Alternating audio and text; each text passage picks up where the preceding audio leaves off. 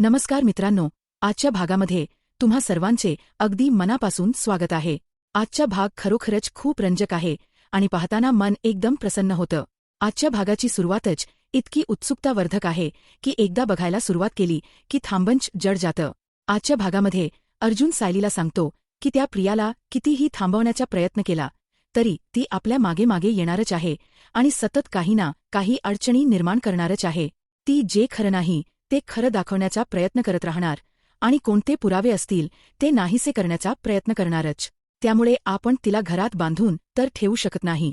सायली मात्र शांतपणे म्हणते की बांधून ठेवता येणार नाही हे खरं आहे, पण अडकवून ठेवता येईल ना। अर्जुन म्हणतो, म्हणजे नक्की काय करायचंय तुला? सायली म्हणते, अहो, ती जे काही सध्या नाटक करत आहे ना, चांगुलपणाचं, म्हणजे तिच्यामध्ये जे गुण अजिबात नाहीत ते ती दाखवण्याचा आटोकाट प्रयत्न करत आहे, तर त्याच नाटकाचा वापर करून आपण तिला गुंतवून ठेवू शकतो। बघा ना, ती आता माझ्या मागे मागे येते का हे मी लक्ष ठेवून पाहत होते, परंतु ती माझ्या मागे आली नाही। पण आपण दोघे बाहेर पडलो तर ती नक्कीच आपल्या मागावर येईल। मात्र ती जे उद्योग करते त्याच उद्योगांमध्ये तिला इतकं बुडवून टाकलं की तिला बाहेर पडायलाच वेळ मिळणार नाही। म्हणजे ती सध्या दाखवते ना की तिला स्वयंपाक खूप आवडतो, बनवायला मजा येते, मग त्याच स्वयंपाकात तिला इतकं गुंतवायचं की ती कुठे हलूच शकणार नाही। म्हणजे ती जो खोट्याचा जाळ त्यात तिला अडकवायचं। त्या दिवशी ती आपलं बोलणं चोरून ऐकत होती तेव्हा आपण तिच्याशी वाद घातला, पण त्याचा काहीच उपयोग झाला नाही। आता आपण ज्याप्रमाणे घरातील सगळे तिच्याशी गोड बोलण्याचं आणि चांगलं वागण्याचं नाटक करत आहे त्याचप्रमाणे आपणही आता नाटकच करायचं आहे। अर्जुन म्हणतो, अरे बापरे, त्या प्रियासोबत चांगुलपणाचं नाटक करायचं, हे कसं शक्य आहे? सायली म्हणते, म्हणजे एकदम गोड गोड वागायचं असं मला अजिबात म्हणायचं नाहीये, परंतु थोडं का होईना खोट चांगलं वागण्याचं नाटक केलं तर ती आपल्या जाळ्यात येईल। अर्जुन म्हणतो, म्हणजे नक्की काय करायचंय आपल्याला? आता सायली त्याला आपला पूर्ण प्लॅन सांगू लागते। हा प्लॅन ऐकल्यावर अर्जुनला तो खूपच भावतो आणि तो म्हणतो, खरंच खूप छान प्लॅन आहे हे। दुसऱ्या दिवशी सकाळी सगळेजण नाश्त्यासाठी बसतात तेव्हा सायलीने अस्मितासाठी खास थालीपीठ बनवलेलं असतं। सायली आनंदाने म्हणते, अस्मिता ताई, आज फक्त तुमच्यासाठी खास थालीपीठ बनवलंय। अस्मिता ते थालीपीठ खाऊन पाहते तर खरंच खूप छान झालेलं असतं। आता अस्मिता सायलीच्या मनापासून कौतुक करत म्हणते, थालीपीठ खावं, तर सायलीच्या हातचंच तोंडात टाकल्या टाकल्या विरघळून जातं। हे खायला तर आपला सचिन हवा होता इथे। आता मात्र सगळेजण शांत होतात। प्रतापराव विचारतात, म्हणजे कुठे गेलाय तो? अस्मिता म्हणते, तो कामासाठी बाहेर गेलाय। अर्जुन म्हणतो, जे नाहीत त्यांचा विचार कशाला करायचा, समोर आहे ते खाना। अर्जुनचं हे ऐकून अस्मिताला थोडं वाईट वाटतं। प्रतापराव अर्जुनला एक कटाक्ष टाकतात। अर्जुनला ते जाणवतं आणि तो सावरत म्हणतो, अगं, म्हणजे तुला थालीपीठ खूप आवडतात ना, मग तू पोटभर खा असं म्हणत अर्जुन आता अस्मिताशी नीट बोलतो। ते पाहून अस्मिता खुश होते। त्यानंतर कल्पनाताई सायलीला म्हणतात, सायली, अस्मिताला आणखीन थालीपीठ वाढ। सायली अस्मिताला थालीपीठ वाढत असते त्याचवेळी अस्मिताला सचिनचा मेसेज येतो। सचिनने मेसेज केलेला असतो की आज मला अजून थोडे पैसे लागतील, देशील ना? तोच मेसेज सायलीनेही वाचलेला असतो। अस्मिताच्या लक्षात येताच ती मोबाईल बंद करते आणि खाली ठेवते। दुसरीकडे पाहायला मिळतं, आता अश्विन आणि प्रिया त्या ठिकाणी आलेले असतात। प्रतापराव अश्विनला म्हणतात, अश्विन, अरे बस, तू आधी नाश्ता करून घे, कारण एकदा तू रुग्णालयात गेलास की कधी काही खायला मिळेल याचा नेम नाही, त्यापेक्षा आधीच खाऊन घे। अश्विन म्हणतो, हो, पण मला थोडं बोलायचं होतं। प्रतापराव म्हणतात, बोल ना, काय झालंय? अश्विन म्हणतो, तन्वीला नेहमी काही ना काही स्वयंपाक बनवण्याचा विचार येतो, परंतु शेवटी ती स्वतःच्या इच्छेने किचनमध्ये जाऊच शकत नाही, कारण तिला तसे नियम घातलेले आहेत। पण आज तिला सगळ्यांसाठी स्वयंपाक बनवायचा आहे, तिची तशी मनापासून इच्छा आहे। मग आज ती स्वतःच्या इच्छेने स्वयंपाकघरात जाऊ शकते का? आता सगळेजण एक क्षण शांत होतात। सायली म्हणते, काहीच हरकत नाही। अहो, तसंही अश्विन भाऊजी, ते नियम घालण्यामागे एक कारण होतं, पण आता जर ती खरोखर चांगलं वागत असेल आणि काहीच गोंधळ करत नसेल तर काहीच अडचण नाही। येत ना तिला जेवण बनवायला, आम्ही कोणीही तिला काहीही बोलणार नाही। सायलीचं हे बोलणं ऐकून अश्विन खुश होतो आणि प्रियाला विचारतो, आता तरी खुश ना? प्रिया म्हणते, हो, thank you so much Ashwin, आणि सायली, तुलाही थँक यू। सायली म्हणते, अगं, कशासाठी? आणि हो, तुला स्वयंपाक बनवायचाच आहे ना, मग आमच्या कोणाचीही काही हरकत नाही।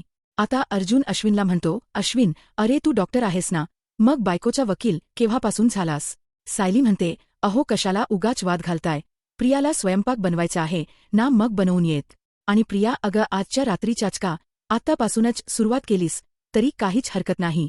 आत्ताच तू विमलताईंना मदतीला घे आणि सगळं बनवायला सुरुवात कर. आम्ही तुला कोणीही काहीच बोलणार नाही. आता सायलीने प्रियाला चांगलंच अडकवलेलं असतं. प्रियाचा चेहरा उतरतो. प्रिया म्हणते आता. तर सायली म्हणते, हो काहीच हरकत नाही. तू आता जरी स्वयंपाकघरात गेलीस आणि विमलताईंच्या मदतीने सगळं बनवायला घेतलंस तरी सुद्धा आम्ही तुला कोणीही काही बोलणार नाही.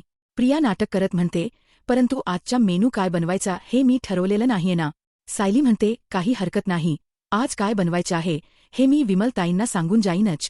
त्यामुळे तू तसंच बनव आणि आजच्या रात्रीचा तू जो मेनू ठरवलेला आहेस ना तसंच बनव.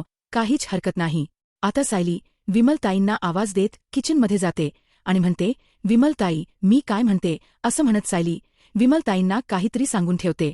त्यानंतर प्रियाला म्हणते, जा तू लाग कामाला. विमलताई आहेतच तुझ्या मदतीला. असं म्हणत सायली अर्जुनला म्हणते, अहो आपण निघूयात का? अर्जुन म्हणतो, हो निघूयात ना. असं म्हणत सायली अर्जुन निघालेले असतात. आता प्रिया मात्र तिथेच अडकलेली असते. अर्जुन, सायली, कल्पनाताई, प्रतापराव आणि घरातील सगळ्यांचाच निरोप घेऊन घराबाहेर पडतात. आता सायली अर्जुन प्रियाच्या डोळ्यासमोरून निघून जातात, परंतु तिला कुठेच जाता येत नाही आणि म्हणूनच प्रिया मनाशीच म्हणते, मला किचनमध्ये अडकवून सायली अर्जुन नक्की कुठे निघाले आहे कोण जाणे. पण नाही, मला यांच्या मागावर जायलाच हो. पण मी कसं जाऊ आता? प्रियाला काय करावं काहीच सुचत नसतं. कल्पनाताई अश्विनला नाश्ता करायला सांगतात. विमलताईंना विचारतात, विमल, आज दुपारच्या जेवणासाठी तू काय बनवणार आहेस? विमलताई म्हणतात, आज वरण फळ बनवणार आहे. प्रिया म्हणते, मी जरा रूममध्ये जाऊन येते. कल्पनाताई प्रियाला थांबवत म्हणतात, तन्वी, अगं तू विमलला जेवणासाठी मदत करतेस ना, मग जाना. आता विमलताई म्हणतात, तन्वीताई, तुम्ही जरा कुकर लावून ठेवाल का? म्हणजे कुकर लावा आणि थोडी कणिक मळून ठेवा आणि 5-6 पोळ्या लाटून ठेवल्या तरी चालतील. फक्त लाटूनच ठेवा. भाजायचं वगैरे काम मी नंतर करते. म्हणजे तोपर्यंत मी कपडे तरी वाळत घालेन. असं म्हणत आता विमलताईंनी प्रियासमोर भली मोठी कामांची यादीच ठेवलेली असते. प्रियाला काय बोलावं काहीच सुचत नाही. दुसरीकडे सायली अर्जुन आता त्या शाळेच्या शोध घेण्यासाठी निघालेले असतात. अर्जुन सायलीला म्हणतो, त्या बाईने सांगितलं होतं की सदाशिव आणि मैनाने तिला एक मुलगी दिली आणि त्या पैशांतूनच त्यांनी शिवणकामाचं दुकान सुरू केलं. म्हणजे तेव्हापासून ते लोक तिथेच राहत असतील. याचाच अर्थ त्यांनी आपल्या मुलींना त्याच परिसरातील जवळच्या शाळेत घातलं असेल. बघ, या परिसरात 7-8 शाळा आहेत. मग यातील काही शाळा या 5-7 वर्षांपूर्वी सुरू झाल्या आहेत, परंतु बाकीच्या शाळा खूप जुन्या आहेत. म्हणजे आपण त्या जुन्या शाळांमध्ये या मुलींची चौकशी नक्की करू शकतो. सायली म्हणते, हो, मग आपण जवळच्या शाळेपासूनच सुरुवात करूया. अर्जुन म्हणतो, बरं. असं म्हणत आता जवळच्या शाळेचं ठिकाण पाहत सायली अर्जुन चौकशीसाठी निघालेले असतात. दुसरीकडे एका मोठ्या घरात सुमन काकू स्वयंपाकघरात काम करत असतात, परंतु त्यांचं मन त्यात अजिबात रमत नाही, कारण नागराजचं जे बोलणं होतं ते त्यांना वारंवार आठवत असतं. नागराज त्यांना म्हणाला होता, अगोदर 5-10 हजार मागितले तरी दादा मला प्रश्न विचारायचा माझा काहीच अधिकार नव्हता का? मग मी तरी काय करणार होतो? मग मी माझा मार्ग निवडला.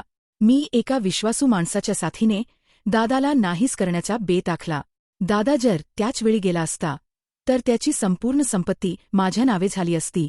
त्या संपत्तीचा मालक मीच झालो असतो आणि तू त्या सगळ्या संपत्तीची राणी झाली असतीस. आणि जोपर्यंत दादाची सगळी संपत्ती माझ्या हातात येत नाही तोपर्यंत मी दादाला जिवंतच ठेवणार आहे. हे सगळं काही आठवल्यानंतर सुमन काकूंना खूप त्रास होत असतो. नागराजचं ते बोलणं त्यांच्या मनाला खूप जड वाटत असतं. ते वागणं त्यांना अजिबातच रुचत नाही आणि यामुळेच त्यांना खूप यातना होत असतात. या सगळ्या गोष्टी आठवून सुमन काकूंचे डोळे भरून येतात. त्या स्वयंपाकघरात एकट्याच रडत असतात. परंतु त्याचवेळी प्रतिमाताई त्या ठिकाणी येतात. प्रतिमाताई सुमन काकूंना पाहतात. त्यांची ती अवस्था पाहून प्रतिमाताई सुमन काकूंना म्हणतात, सुमन, अगं तुला शांत वाटावं म्हणून तू मंदिरात गेली होतीस ना, परंतु मंदिरातून आल्यापासून मी पाहतेय तुला अजूनच त्रास व्हायला लागला आहे. तू अस्वस्थ दिसत आहेस. काय झालंय? मंदिरात काही झालं का? आता सुमन काकू डोळे पुसतात आणि प्रतिमाताईंना म्हणतात, वहिनी, मी काल मंदिरात गेलेच नव्हते. प्रतिमाताई म्हणतात, म्हणजे सुमन, तू नक्की कुठे गेली होतीस? सुमन काकू म्हणतात, वहिनी, मी त्यांना भेटायला गेले होते तुरुंगात. आता हे ऐकल्यानंतर प्रतिमाताईंना धक्काच बसतो. प्रतिमाताई म्हणतात, काय तू नागराज भाऊजींना भेटण्यासाठी तुरुंगात गेली होतीस? पण का, कशासाठी सुमन? सुमन काकू म्हणतात, मला त्यांना जाब विचारायचा होता. मला माझ्या काही प्रश्नांची उत्तरं हवी होती. त्यांनी त्यांच्या सख्ख्या भावाला असं का केलं? स्वतःच्या भावाबाबत त्यांनी असा विचार कसा केला? ते का असे वागले? त्यांनी माझा थोडाही विचार केला नाही. प्रतिमाताई विचारतात, काय झालं सुमन? तुला तुझ्या प्रश्नांची उत्तरं मिळाली का? आता सुमन काकू शांत होतात आणि म्हणतात, नाही वहिनी, आणि मला माझ्या कुठल्याही प्रश्नांची उत्तरं मिळणार नाहीत हे मला कळलंय. प्रतिमाताई म्हणतात, मग सुमन, तू काल घराबाहेर पडताना मला का नाही सांगून गेलीस? तू मला का नाही सांगितलंस की तू नागराज भाऊजींना भेटायला जात आहेस? सुमन काकू म्हणतात, वहिनी, मी जर तुम्हाला खरं सांगितलं असतं तर तुम्ही मला जाऊ दिलं असतं का? प्रतिमाताई म्हणतात, नाही, मला त्यांना विचारावं लागलं असतं. सुमन काकू म्हणतात, परंतु वहिनी, मी त्यांना भेटून आले. ते प्लीज भाऊजींना सांगू नका.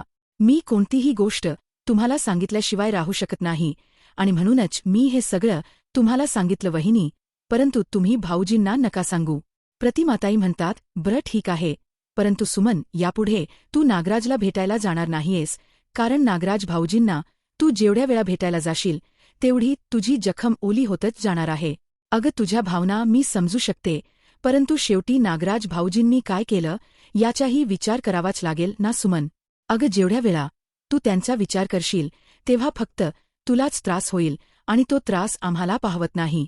सुमन, अगं, नव्याबद्दलचं प्रेम मी समजू शकते, परंतु चुकीच्या माणसाला सहानुभूती दाखवू नकोस तू. अगं, तिकडे ती अस्मिता देखील हीच चूक करते. अगं, नवरा कसाही वागला, त्याने कितीही चुका केल्या तरी तो देवच आहे असं म्हणण्याची परिस्थिती आहे का आज? अस्मिताचा नवरा एवढ्या चुका करतो तरी अस्मिता त्याला पाठीशी घालते. तू नागराज भाऊजींना पाठीशी घातलंस आणि तिकडे अस्मिता त्या माणसाला पाठीशी घालते. तुम्ही जर अशाच वागत राहिलात तर मधल्यामध्ये आमची कोंडी होते ग. आता सुमन काकू म्हणतात, नाही वहिनी, नाही, मी त्यांना आता यापुढे तुमच्या कोणाच्याच आयुष्यात आणणार नाही. आणि वहिनी, बरं झालं मी त्यांना शेवटची भेटले. आता माझ्या मनाची तयारी तरी झाली आहे ती परिस्थिती स्वीकारायची.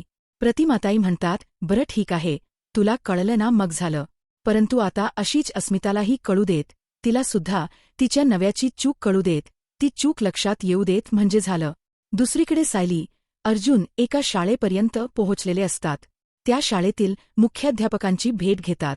त्यावेळी अर्जुन सायलीने सांगितल्याप्रमाणे ते नोंदवही सायली अर्जुनला दाखवतात आणि म्हणू लागतात, तुम्ही सांगितल्याप्रमाणे या नोंदवहीमध्ये एक नाव आहे, टीना सदाशिव लोखंडे. आता अर्जुन ती नोंदवही पाहतो तर त्यामध्ये टीना सदाशिव लोखंडे हे नाव असतं. वडिलांचं नाव सदाशिव लोखंडे, आईचं नाव मैनावती लोखंडे आणि सगळ्यात महत्त्वाची माहिती मिळते ती म्हणजे त्यांना एकूण 5 मुली असतात. भावंडे, यामध्ये 5 भावंडे असं लिहिलेलं असतं. अर्जुन सायलीला म्हणतो, म्हणजेच लोखंडे आपल्याशी खोट बोलत होते, त्यांना 4 नाही तर 5 मुली आहेत. आपण ज्या पुराव्याच्या शोधात होतो तो पुरावा आपल्या हाती मिळाला आहे.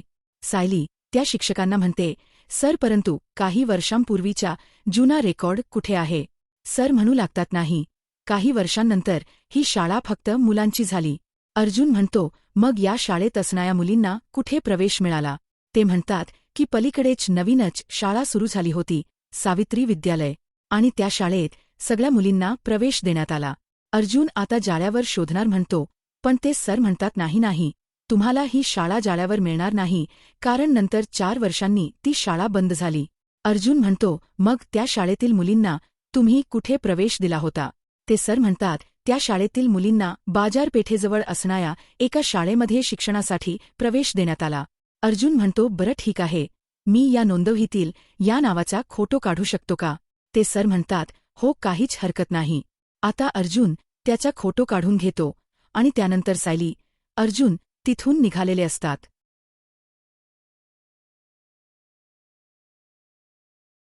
दुसरीकडे पाहायला मिळतं, प्रिया स्वयंपाकघरात काम करत असते, परंतु तिच्या मनात मात्र सायली अर्जुनचाच विचार असतो. आता प्रियाला एक संधी दिसते आणि मनाशीच म्हणते, मला सायली अर्जुन कुठे गेलेत हे शोधावंच लागेल. आणि म्हणूनच आता प्रिया सायली अर्जुनच्या मागावर जाण्याचा निर्णय घेते. आता प्रिया स्वयंपाकघरात काहीतरी शोधाशोध करत असते. विमलताई येऊन विचारतात, तन्वी ताई काय शोधताय? प्रिया म्हणते, मी जो संध्याकाळी मेनू ठरवलाय ना, त्याचं सगळं साहित्य आहे की नाही हे पाहते. विमल ताई म्हणतात, मी शोधून देते ना. प्रिया म्हणते, नाही, नको, मी शोधते. असं म्हणत प्रिया एक डबा काढते आणि म्हणते, हरभऱ्याची डाळ, मला संध्याकाळी हरभऱ्याची डाळ लागणार आहे. मला ती घेऊन यावी लागेल. विमल ताई म्हणतात, आताच तर सण होऊन गेलाय ना, मग आता कोण पुरणपोळ्या खाणार? प्रिया म्हणते, कशावरून? मी पुरणपोळ्याच बनवणार आहे. हरभऱ्याच्या डाळीचा वेगळा काही पदार्थ होत नाही का? विमल ताई म्हणतात, मग तुम्ही दुसरं काही बनवणार आहात का? वाटली डाळ वगैरे? प्रिया म्हणते, हो, वाटली डाळच बनवायची आहे, परंतु हरभऱ्याची डाळच नाहीये. थांब, मी घेऊनच येते. विमल ताई म्हणतात, मी जाते आणते. प्रिया म्हणते, कशाला? अहो विमलताई, तुम्ही स्वयंपाकघरात लक्ष द्या, मी आलेच. असं म्हणत आता प्रिया विमल ताईंचं काही ऐकून न घेता बाजारात म्हणजेच सायली अर्जुनच्या मागावर निघालेली असते.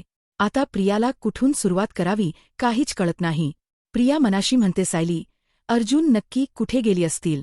मी तर त्यांचा आधीपासूनच पाठलाग केला असता तर मला कळलं असतं, पण कदाचित ते सदा मैनाच्या घरी गेले असतील का? त्यांना जाब विचारण्यासाठी, सत्य शोधण्यासाठी. आता मला सदा मैनाला फोन करावा लागेल आणि म्हणूनच प्रिया सदा मैनाला फोन करायला घेते. दुसरीकडे सायली, अर्जुन एका शाळेतून बाहेर पडतात. सायली म्हणते, इथे तर आपल्याला काहीच सापडलं नाही. अर्जुन म्हणतो, हो, इथे तर नोंदीच नाहीत, त्यामुळे आपल्या हाती काहीच लागलं नाही. सायली म्हणते, इथून जवळ दुसरी कुठली शाळा आहे का? अर्जुन म्हणतो, हो आहे, तिथे आपल्याला शोधावं लागेल. असं म्हणत सायली, अर्जुन तिथून निघालेले असतात. इकडे प्रिया मनाशी म्हणते, झालं, या सदा मैना काही फोन उचलत नाहीत. का उचलतील? काम झाले ना, पैसे मिळाले आहेत. आता यांना थेट पुढच्या महिन्यातच माझी आठवण येईल, तोपर्यंत ही माणस काही फोन उचलणार नाहीत. परंतु त्याचवेळी प्रियाच्या लक्षात येतं की कदाचित सायली अर्जुन तर तिथे नसतील ना. सायली अर्जुन समोर आहे आणि म्हणूनच सदा मैना माझा फोन उचलत नसतील. त्यांनी माझा फोन उचलला नाही याचा अर्थ सायली अर्जुन त्यांच्या समोर असतील. गेल्यावेळी मैना म्हणाली होती की फक्त सायलीच आली होती, मग आता अर्जुनही तिथे गेला नसेल ना. जर सायली आणि अर्जुन एकत्रच तिथे गेले तर ते दबाव टाकतील आणि मग काही त्या दोघांना थांबवणं जड जाईल. आता मात्र प्रिया पूर्णपणे घाबरून गेलेली असते. प्रिया मनाशीच म्हणते, काय करू आता? त्यांना थांबवण्याची गरजच नाहीये. त्यांना थोडे पैसे मिळाले की ते पोपटासारखे बोलायला लागतील आणि सायली अर्जुनने थोडे पैसे दिले तर हे सत्य सांगूनही मोकळे होतील. पण मी आता काय करू? नाही, आता विचार करून काहीच उपयोग नाही. मला तिथे जाऊनच बघावं लागेल. असं म्हणत प्रिया आता त्या घराकडे जाण्यासाठी निघालेली असते. दुसरीकडे तुरुंगात नागराज विचार करत असतो, माझी बायको खरंच पूर्वीपासून हुशार होती, फक्त तिला घर संसार आणि स्वयंपाकघर याच्याशिवाय काही दिसलंच नाही. म्हणजे स्वयंपाक करायचा आणि आपल्या माणसांना वाढायचं, एवढ्याच गोष्टींमध्ये तिचं मन गुंतलेलं असायचं. पहिल्यापासूनच अगदी भावनिक आणि आता सुद्धा तशीच आहे. परंतु हिच्या याच स्वभावाचा मला काही फायदा होऊ शकतो का? म्हणजे तिच्या या भावनिक स्वभावाचा जर मला उपयोग झाला तर मी इथून सगळ्या गोष्टी हाताळू शकतो. म्हणजे सायली अर्जुन बाहेर काय करत आहे, कोणत्या गोष्टींचा शोध घेत आहे आणि दादा काय करत आहे, या सगळ्या गोष्टी मला जर कळाल्या तर किती बरं होईल. परंतु त्यासाठी तिला माझ्या बाजूने वळवून घ्यावं लागेल. तिला माझ्या बाजूने वळवण्यासाठी एवढंच पुरेसं आहे, थोडं भावनिक होणं. थोडं जर भावनिक झालो तर तिलाही माझ्यावर विश्वास बसेल. परंतु आता नाही. आता ती थोडी नाराज आहे, परंतु ती खरंच माझ्या बाजूने येईल का? कारण सायली अर्जुनने तिच्यात इतका बदल घडवून आणलाय ना की आजकाल ती खूपच वेगळ्या प्रकारे वागते. परंतु जर तिच्यात बदल घडलेला असेल तर मग ती माझी मदत करेल का? या सगळ्या विचारांमध्ये नागराज हरवून जातो. दुसरीकडे सायली अर्जुन आता एका विद्यालयातून बाहेर पडतात आणि आणखी एका दिशेने जायला निघतात. इकडे प्रिया मात्र त्या ठिकाणी पोहोचण्यासाठी निघालेली असते. सदा मैना काही फोन उचलत नसतात म्हणून प्रियाची चिडचिड होत असते. परंतु त्याचवेळी प्रियाला समोर सायली अर्जुनची गाडी दिसते. प्रिया म्हणते, सायली अर्जुन हे तर अजून इथेच आहे, म्हणजे मला आता यांचा पाठलाग करता येईल. अर्जुन आता जाळ्यावर शोधतो किसनराव विद्यालय कुठे आहे. त्यावेळी अर्जुनच्या लक्षात येतं की बाजारपेठेच्या मागच्या गल्लीतच आहे आणि म्हणूनच सायली अर्जुन त्या दिशेने जायला निघालेले असतात आणि प्रिया ठरवते की आता सायली अर्जुनच्या मागे जायचं. दुसरीकडे सायलीला फोन येतो. सायली म्हणते हो का, बरं ठीक आहे. असं म्हणत सायली फोन ठेवते आणि अर्जुनला म्हणते प्रिया आपल्या मागावर आहे. अर्जुन म्हणतो काय? सायली म्हणते हो, ती आपला पाठलाग करते. अर्जुन मागे पाहतो तर खरंच प्रियाची गाडी सायली अर्जुनच्या गाडीच्या मागेच असते.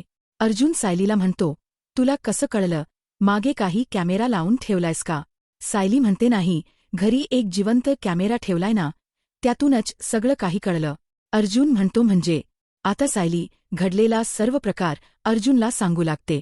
सायली अर्जुनला म्हणते आपण ज्यावेळी घराबाहेर पडत होतो त्यावेळी मी स्वयंपाकघरात विमलताईंशी बोलायला गेले होते.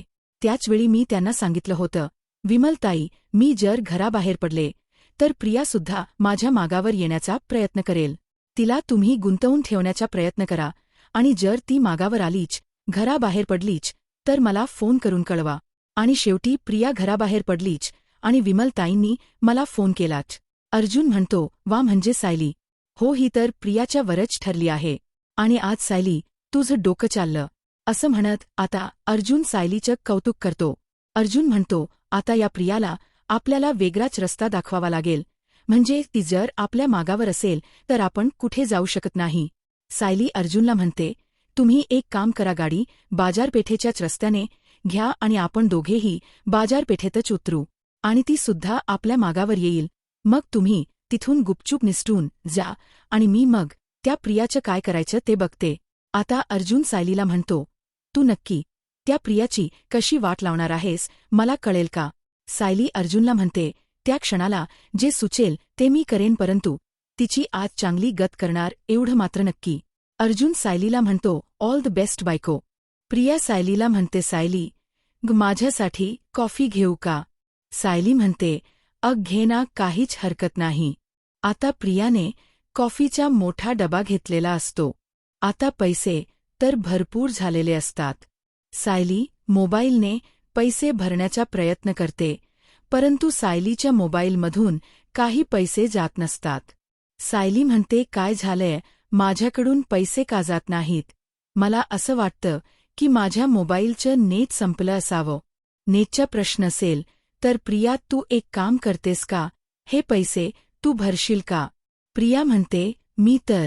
सायली म्हणते हो, काही हरकत नाही अगं, सामान तर आपल्याच घरासाठी घेतलंय ना, मग तू भरलेस का आणि मी भरले काय फरक आहे? प्रिया म्हणते हो. आता प्रियाला नाईलाजाने ते पैसे भरावे लागतात. प्रियाचे बरेच पैसे खर्च होतात. आता सायली म्हणते चल निघूयात ना. प्रिया पर्स आवरून बाहेर पडते.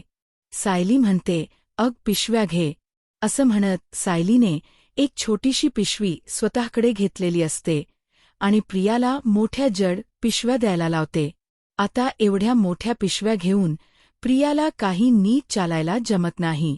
सायली म्हणते चल, आपल्याला बाकीसुद्धा खरेदी करायची आहे. असं म्हणत सायली आता प्रियाला फळांच्या बाजारातही घेऊन येते. सायली फळेही खरेदी करते आणि त्याच पिशवीत टाकते. प्रियाला विचारते चल, झाली आहे का खरेदी? आता जाऊयात ना आपण, चल निघूयात. गाडी कुठे लावली आहेस? प्रिया म्हणते गाडी ती तर खूप लांब आहे सायली, आपण एक काम करूया ना, आपण रिक्षानेच जाऊया. सायली म्हणते कशाला, गाडी आणली आहेस ना तू, मग चल आपण गाडीनेच जाऊया. आता प्रियाला त्या सगळ्या जड पिशव्या उचलाव्या लागतात. सायली म्हणते प्रिया चल पटापट, आपल्याला घरी जाऊन पण बाकीची कामे आहे. प्रियाला चालतानाही नाकी 9 आलेले असतात. एवढ्या जड पिशव्या घेऊन प्रियाला काही चालायला जमत नसतं, परंतु सायलीने प्रियाची चांगलीच फजिती केलेली असते. आता सायली प्रियासोबत असते, त्यामुळे प्रियाला कुठेही जाता येत नाही. आता अर्जुन मात्र त्या किसनराव विद्यालयामध्ये सगळे कागदपत्र शोधण्यासाठी गेलेला असतो. तेथील कर्मचाऱ्यांच्या मदतीने अर्जुन कागदपत्रे शोधत असतो. जुन्या नोंदवह्यात